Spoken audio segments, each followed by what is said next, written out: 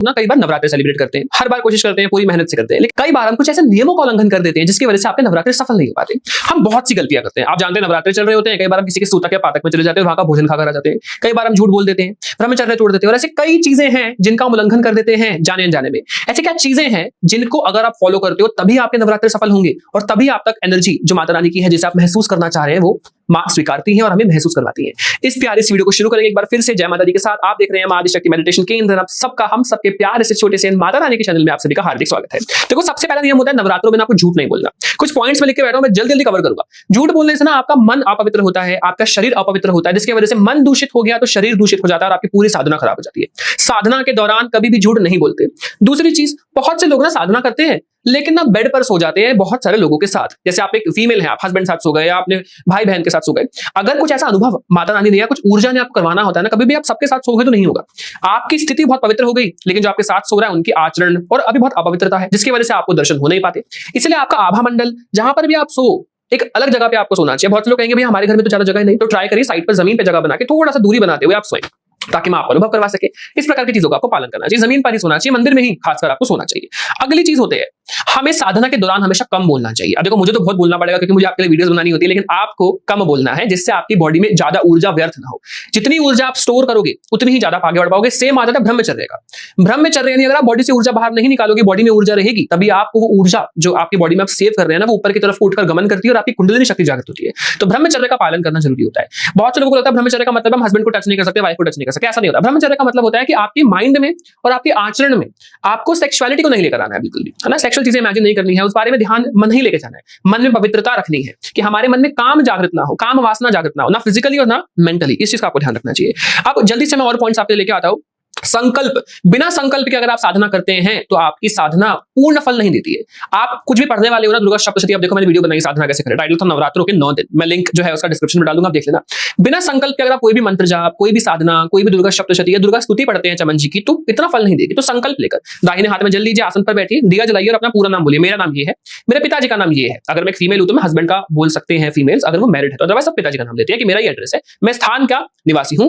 आज से मैं दुर्गा सप्तशती के इन पाठ का अध्ययन रोज 9 दिन तक करूंगा। आप कृपा करना, मेरे इन पाठ को स्वीकार करना। कोई भी नेगेटिविटी मेरी ऊर्जा को जो है चुरा ना सके और कोई भी नेगेटिविटी को मैं आकर्षित ना करूं। मेरे परिवार हम सब सुखी रहे, आपका सदैव मेरे घर में वास हो। ऐसी प्रार्थना करके जल को उंगलियों के द्वारा नीचे गिराकर जमीन पर आप अपनी साधना को शुरुआत कर सकते हैं 9 दिन के लिए। अगली चीज, कन्याओं का पूजन। सबको लगता है कन्या पूजन तो आखिरी दिन होता है, ऐसा नहीं है।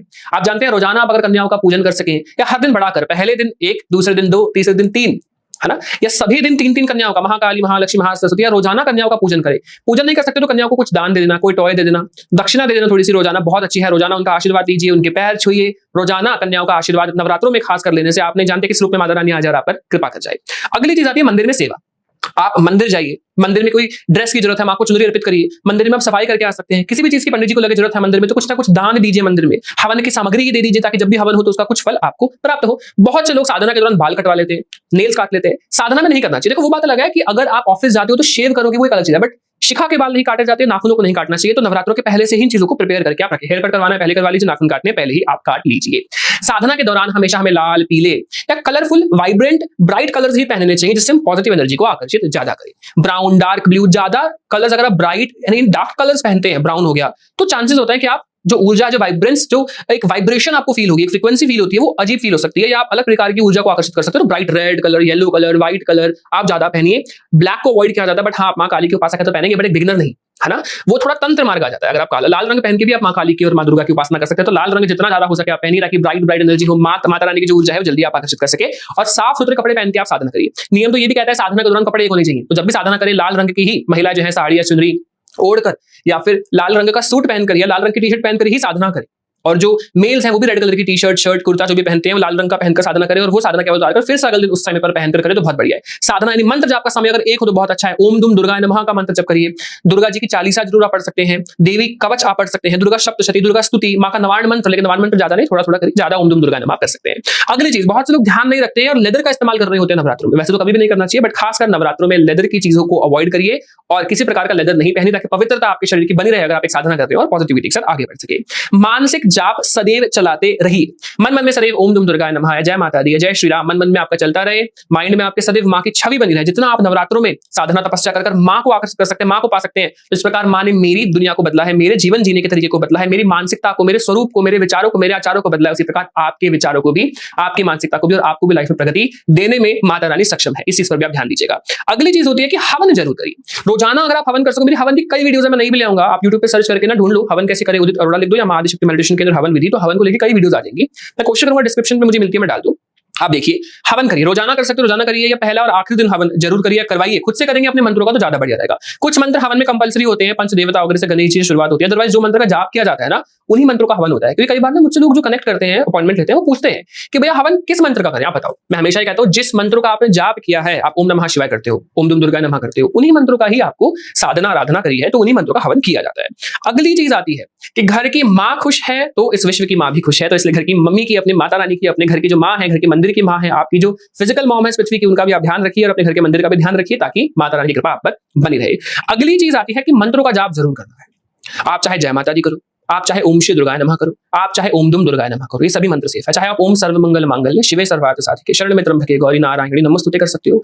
रोजाना इस मंत्र को तो जरूर बोलना चाहिए। नवदुर्गा का मंत्र है, इसमें प्रथमम शैलपुत्री चा, द्वितीयम ब्रह्मचारिणी, तृतीयम चंद्रघंटेति, कुष्मांडेति, चतुर्थकम पंचमम स्कंदमातेति, षष्ठम कात्यायति चा, सप्तमम कालरात्रिति, महागौरीति, अष्टमम नवमम सिद्धिदात्री चा, नवदुर्गा प्रकीर्तिता। इस प्रकार आप माँ का ध्यान करते हो, नवदुर्गा जी का, इसकी आहुति, इनका मंत्र जप कर आप माँ को प्रसन्न कर सकते हैं। कमलगट्टे की माला पर जाप करते हैं तो महालक्ष्मी प्रसन्न होती हैं। स्फटिक की माला पे जाप किया जाए तो महा सरस्वती जी प्रसन्न होती हैं, और रुद्राक्ष की माला पे जाप किया जाए तो महाकाली माँ दुर्गा रूप से साक्षात माँ भगवती शक्ति स्वरूप से आप पर कृपा करती है।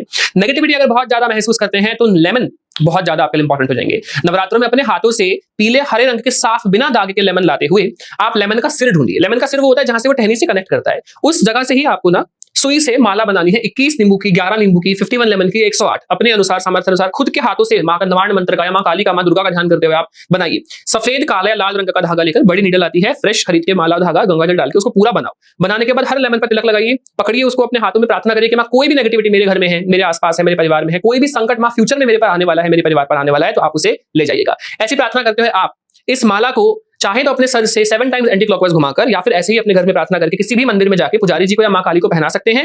या किसी मंदिर में आपको खुद पहनाना अलाउड नहीं है तो आप पुजारी जी को दे सकते हैं, वो पहना देते हैं माँ को। शनिवार के दिन, मंगलवार के दिन, या 7वें कालरात्रि जी के नवरात्रि में किसी भी अष्टमी नवमी के दिन आप चढ़ा सकते हैं। घर में बहुत नेगेटिविटी रोज चढ़ाइए, नेगेटिविटी 0 हो जाएगी नवरात्रों के अंत तक। और हवन जरूर करिएगा। इसके अलावा जो लेमन की माला नहीं बना पाए, वो 2 लेमन ऐसे ही माँ भगवती के आगे चरणों में जरूर रखें, अपने घर में रखें, जिससे नेगेटिविटी दूर हो। बाद में अगर घर में रखा है तो आप इसको जो है जल परवा या फिर लास्ट में आप अग्नि स्नान हवन में लास्ट में डाल सकते हैं जब हवन आपका पूरा हो जाए, या फिर इसको आप किसी भी पेड़ के नीचे या किसी खाली स्थान पर रखकर आ सकते हैं। सूतक पातक का खाना नहीं खाया जाता है। प्रेग्नेंट कोई वुमन है तो उसके हाथ का खाना नहीं खाया जाता है। पीरियड्स में कोई महिला है तो उसका हाथ का खाना साधक को एक नहीं खाना चाहिए एज पर द लॉ। अब यस घर में सिर्फ वाइफ ही है बनाने वाली तो कोई बात नहीं, भगवान सब माफ करते हैं। नियम जरूरी है, पूजा के भक्ति के कोई नियम नहीं है तो कोई टेंशन की बात नहीं है, लेकिन ये नियम था तो मैं बता रहा हूँ। एक बहुत चमत्कारी उपाय होता है नवरात्रों में, मैं आपको बता दूं। इसमें क्या होता है कि अगर आप अपने घर पर एक लाल रंग का कपड़ा लेकर या पीले रंग का कपड़ा या हैंकी लेकर उस पर आप 8 कमल गट्टे घी की मालिश कर अष्टलक्ष्मी के रूप से विराजमान करते हैं। 1 गोमती चक्र या 5 पीली कोड़ी, थोड़े से अक्षत साथ में डाल दे, पीली सरसों डाल दे, और ये डालने के बाद आप इसमें रोजाना जो है जाप जब आप माँ दुर्गा करें तो महालक्ष्मी का वास हो, ऐसी प्रार्थना कर आप उसमें उसको लास्ट में पोटली बनाकर उसे लाल कपड़े की आप अपने घर के लॉकर में रख दें महालक्ष्मी का ध्यान करते हुए, तो महालक्ष्मी का आगमन आपके घर में होता है। अष्टलक्ष्मी के रूप से, गजलक्ष्मी के रूप से विराजमान होकर आपके घर में कृपा करती है। आप ये भी कर सकते हैं। इसके अलावा हमें इस बात का जरूर ध्यान रखना चाहिए कि साधना करते वक्त पवित्रता ना भंग हो, मंत्रों का जप हो, किसी का भी दिल आप ना दुखाएं, सबसे प्यार से बात करिए, समय से उठिए, समय से सोइए, रात को जितना ज्यादा हो सके जाप करिए। 9 बजे से लेकर 12-1 बजे का समय बहुत अच्छा होता है, ज्यादा से ज्यादा जाप करिए। नवरात्रि रात्रियां होती हैं ऐसी 9 बहुत पावरफुल। नवरात्रों का साइंस ये है कि नवरात्र करने से आगे वाला जो जीवन है साल में 2 बार आते हैं आपके, बहुत पावरफुल, बहुत सुखद जाता है। माँ शक्ति प्रदान करती है, माँ ज्ञान देती है, माँ विद्या देती है, माँ धन धान्य देती है। ना आप पालन पोषण कर सकते हैं बिना महालक्ष्मी के, ना ज्ञान जो है माँ सरस्वती जी के बिना प्राप्त होगा, और ना ही आपको शक्ति प्राप्त होगी बिना महाकाली जी के।